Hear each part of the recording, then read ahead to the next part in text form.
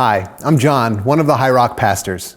If we haven't met yet, I hope we will get the chance to soon. I know the vaccine rollout is off to a slow start, but I'm hoping that as the days grow longer and warmer, that I'll be able to meet many of you in person. I know that in this online space, we try to communicate a sense of welcome, but I also know that there can be a deep sense of belonging that comes from being welcomed into a shared physical space. It's like when a coworker or a fellow student welcomes you into their home. It can feel like such an affirmation of knowing that you belong. In the meantime, I'll have to be satisfied with telling you that you belong here. But someday soon, I hope to show you. I want to start today by sharing an experience of a time I felt that I didn't belong. Actually, I grew up with an almost constant, disquieting sense that I didn't belong. My mom is Korean and my dad is German, Irish, French, Austrian, and Hungarian. Basically, all the poor Catholic immigrants who came in through Ellis Island mixed together and made my dad's family. And as a result, I never quite felt like I belonged. Everywhere I went, I noticed that no one looked like me. I didn't know another Asian in school until high school, and mixed race Asians were even rarer. I often felt like I was in somebody else's space. My Korean relatives saw me as white, and everyone else saw me as Asian. There were times when total strangers would look at me as if they wanted to ask me a question. And some of those strangers would actually ask me. Rather than take offense, I started to have fun with it. I'd say that I'm Hawaiian or even Inuit, and their curiosity would turn into a look of satisfaction. But some of those strangers didn't want to ask me something. They wanted to tell me something. They told me that I didn't belong.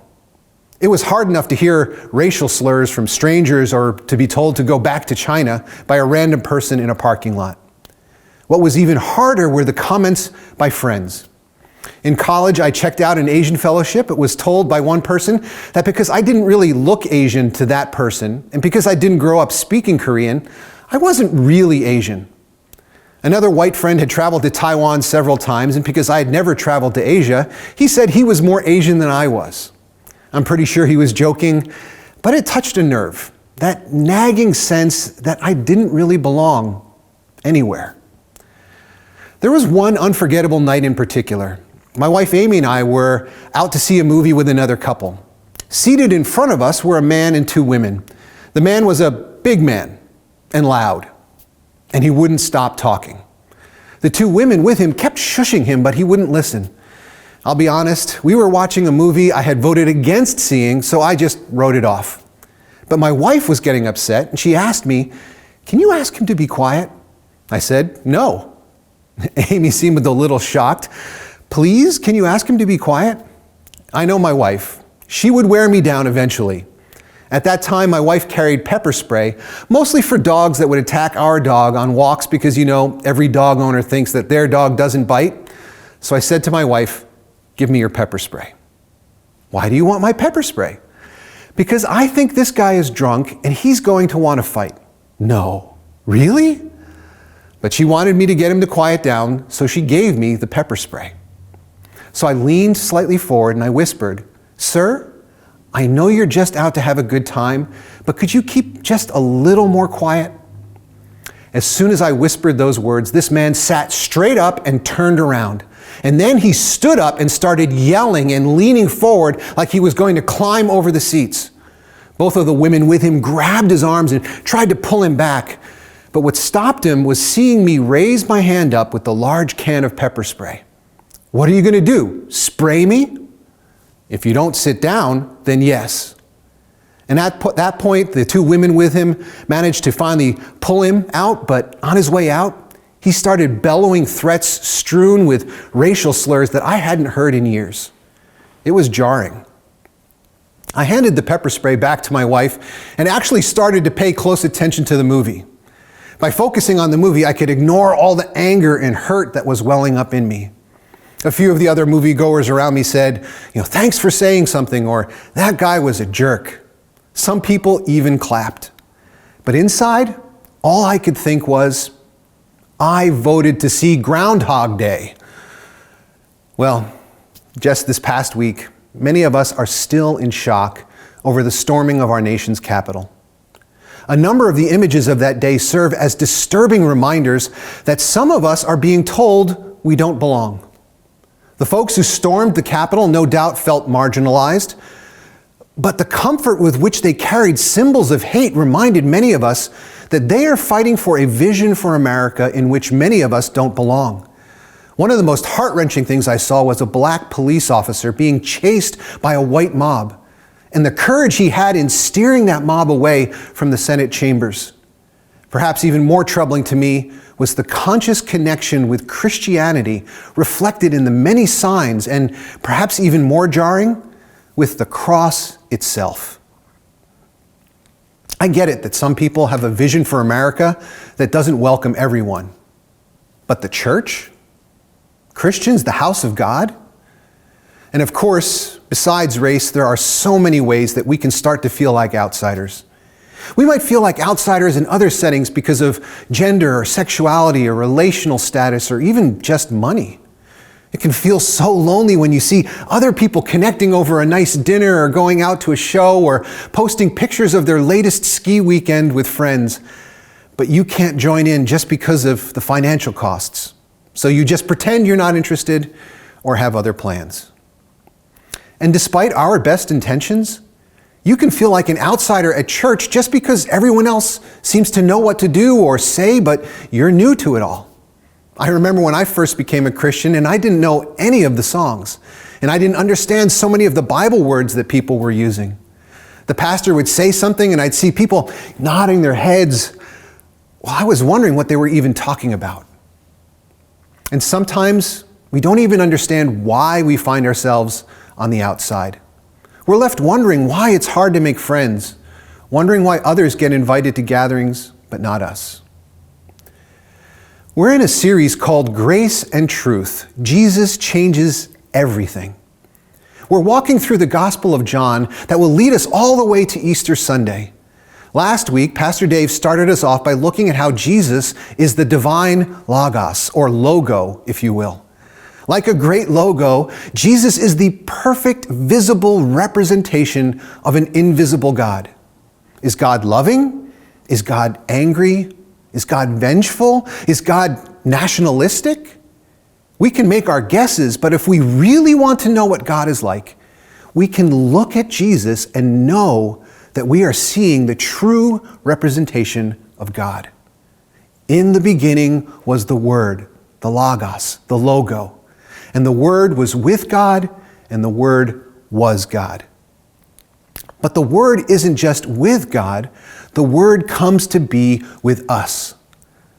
The Word became flesh and made His dwelling among us. We have seen His glory, the glory of the one and only Son, who came from the Father, full of grace and truth. So if we want to know what God is like, we can look to Jesus. And that's a theme we will return to again and again throughout this series.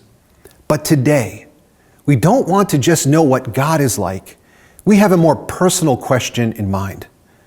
What is God like toward us? Is there room for you and I in God's house? Or does Jesus share a vision of America first? It probably won't surprise you to learn that we are not the first nation to believe in a nationalistic God. It shouldn't surprise anyone that people of privilege tend to enjoy that privilege and can easily overlook outsiders. But today's passage will help us see God's vision for who belongs and who does not, and whether there's a place for you and me. In the time of Jesus, the temple was being rebuilt. The temple was originally built by King Solomon, the son of King David, but King Herod decided to rebuild the temple bigger and better than ever in order to earn the favor of the Jewish people and to hopefully earn the favor of God. This is the same Herod who tried to kill Jesus as a baby. It's complicated.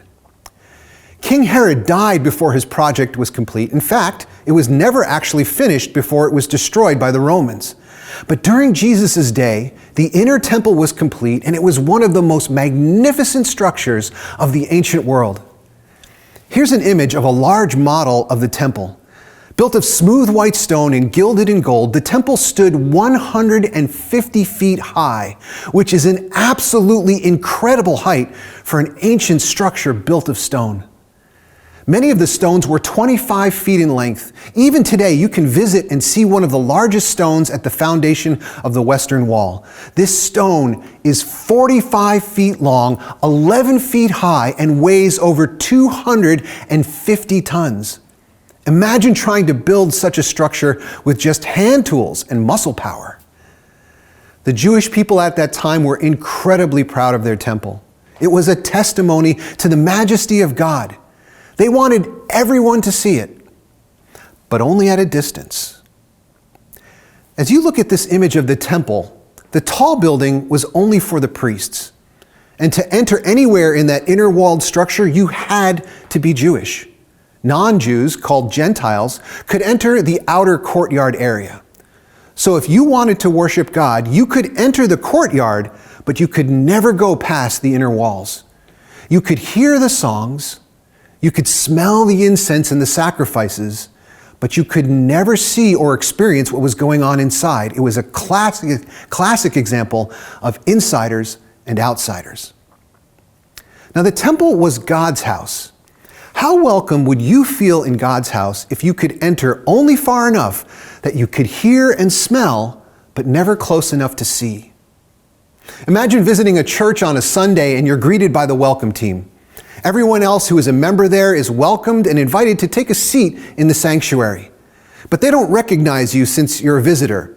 So they say welcome and they say hi, and instead of taking you upstairs into the sanctuary, they usher you down into the basement. You can still hear what's going on, even though it's a little bit muffled, but you can't see anything. The people upstairs are insiders and you're an outsider. That's what you might experience coming into the temple. But it was even worse than that. Remember that outer courtyard, the open area on the left and right of the inner temple, where you could hear but not see? Imagine with me the experience of being there in the outer courtyard. Maybe even close your eyes for a moment. Imagine straining to hear what was going on inside. The priest calling out the songs, the people singing with their full voices. Maybe you could sing along too, but not too loud, or you wouldn't be able to hear their voices. Imagine catching a hint of the incense and the smell of the burning sacrifices. It's nothing like the full-bodied aroma of being inside, but you can imagine what it would be like. You long to be with God and be with all the people, but for now, this is as close as you can get. Okay. Do you have that image in mind? Can you imagine what it would be like to be there? Can you imagine those sounds, those smells? Can you picture it all? Well, great. Now take all those smells and sounds and replace them with the sounds and smells of a wet petting zoo. In the temple courts, Jesus found people selling cattle, sheep, and doves, and others sitting at tables exchanging money. This was supposed to be a place of worship. This is God's house, a place of worship. Sure, it wasn't an optimal experience for you in the outer courtyard, but it was something. But now, instead of hearing the singing voices inside, all you can hear are the sheep bleating, and the cows mooing, and the frightened birds chirping, and people haggling over coins, and the smells. Whatever hint of incense and sacrifice might have been yours is now defiled. No one would want that kind of experience. The priests didn't want that kind of experience. The Jewish people didn't want that kind of experience. And they didn't have that kind of experience because they were inside. It didn't bother them that a marketplace had been set up in your worship space. In fact, it was convenient for them. They could buy their sacrifice right there and just walk inside. But what was convenient for the insiders absolutely desecrated any experience you might have as an outsider. And they didn't seem to care. After all, do you even belong there anyway? They belong, but do you? What does God say about this state of affairs? Jesus is the divine logo, the perfect visible representation of the invisible God. Is Jesus okay with this setup? What does he do? We're told that Jesus made a whip out of cords and drove all from the temple courts, both sheep and cattle. He scattered the coins of the money changers and overturned their tables. To those who sold doves, he said, "Get these out of here. Stop turning my Father's house into a market." Jesus cleans house. This scene is one of the select few that gets included in every one of the 4 gospel accounts. That's how important it is. That's how important it was to make the point about who belongs in God's house. That's how important it was for God to show that insiders who don't care about outsiders might not belong inside at all. When Jesus talks about the temple as his Father's house, he's actually quoting a verse from the prophet Isaiah. It's a verse written hundreds of years before this moment in the temple, but it foretells a time when all people would be welcomed into God's house. No more insiders and outsiders. It's a passage that speaks about all kinds of people who had been excluded from the temple, and it reads, "And foreigners who bind themselves to the Lord to minister to him, to love the name of the Lord and to be his servants, all who keep the Sabbath without desecrating it, and all who hold fast to my covenant, these I will bring to my holy mountain and give them joy in my house of prayer. Their burnt offerings and sacrifices will be accepted on my altar, for my house will be called a house of prayer for all nations." My house will be called a house of prayer for all nations. It seems that every nation slips into the temptation to believe that God is their God. Every nation tries to create a nationalistic God. Everyone wants to create insiders and outsiders all over again, but Jesus wants to sweep that all away. And not just sweep it away. In a rare moment of righteous anger, Jesus drives them out with a whip. And I believe that's how Jesus feels, how God feels about any nationalistic religious impulse that tries to recreate a dynamic of insiders and outsiders. All the Gospels include this story, but John is the only one to put it at the beginning of his account. Why would John do that? In movies or in modern literature, we call that a frame story. You start at the end and then you flash back to explain how the characters ended up like that. It's sometimes called a story within a story. And I'm convinced that that's what John is doing here. And why? What's so important that John wants to make it the frame for the entire story? What's the story that's so big that it wraps around the whole story? Well, I believe that John told us right in the beginning in chapter 1. Jesus came to that which was his own, but his own did not receive him. Yet to all who did receive him, to those who believed in his name, he gave the right to become children of God, children born not of natural descent, nor of human decision or a husband's will, but born of God. That is the story that frames the rest of the story. Jesus came to the supposed insiders, but the insiders didn't receive him. What's more, the insiders were infuriated when Jesus made room for outsiders. Because with Jesus, there are no outsiders. If anyone believes in him, if anyone wants in, Jesus welcomes them with open arms. To all who did receive him, he gave the right to become children of God. When I started today, I tried to extend a welcome to all of you, especially to those of you I've not met in person. And we want to be a welcoming place because our God is a welcoming God. And we're going to do it imperfectly. I hope we never give you the experience of being kept outside surrounded by a wet petting zoo. But even if we or anyone else does, know that that is not God's heart. It's not the God we see in Jesus. Jesus was incensed by those who didn't welcome those who wanted to draw closer to God. If we ever do something that makes you feel like you don't belong, please let us know. Let me know.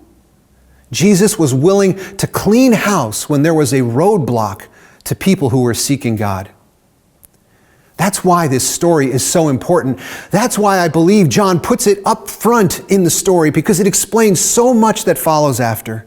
that Jesus is making room for everyone, and he will be violently resisted by people who insist that God is nationalistic and supports their privileged position.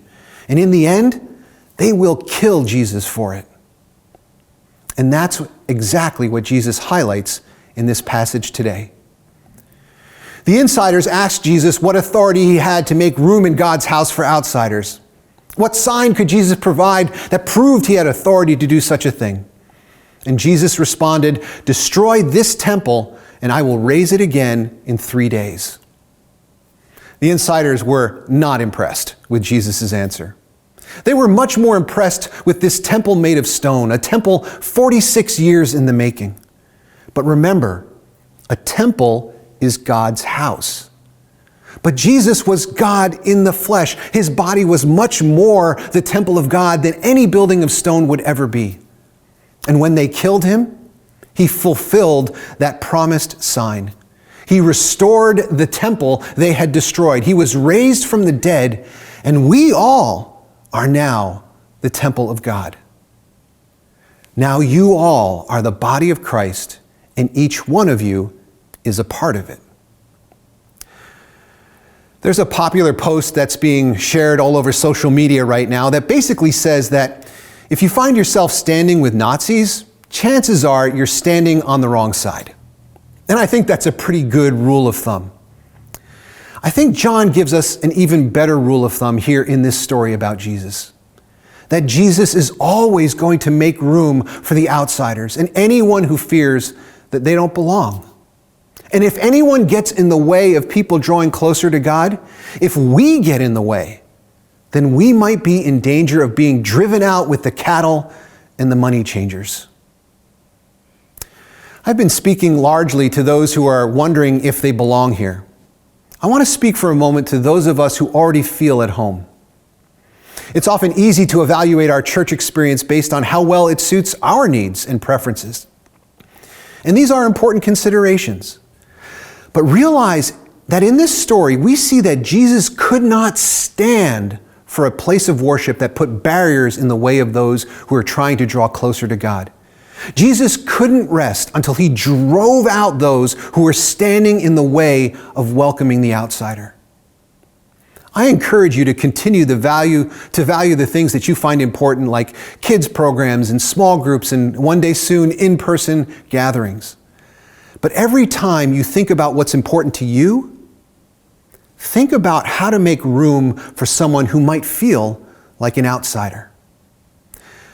Most of the time, I think it comes down to making a personal invite. I think of how welcome I've felt when someone invited me to sit next to them or introduced me to someone who lived near me.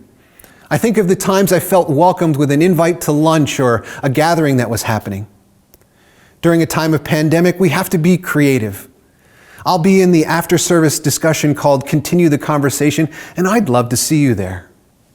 And honestly, I think there's only one way for us to maintain a heart for outsiders. Either be an outsider or love an outsider. When you have a friend who is far from God and you try to invite them into our space, you see everything in a different light. You want to make sure that someone says hi to them in the chat. You really start to care about the after-service conversation link and that the link is clearly posted. You really start caring that the website has the current information. And the flip side is true as well. If you don't care about or just never think about the experience of an outsider, chances are you haven't been an outsider for a while. And chances are that you don't have anyone you care about who is trying to find their way in. But Jesus loved the people who were trying to draw near. He loved the people who others thought of as an outsider, but whom Jesus saw as children of God. Many of us are here today because we want to follow Jesus. Let us follow Jesus by encouraging one another to making welcoming inroads for all who wish to draw near to Christ.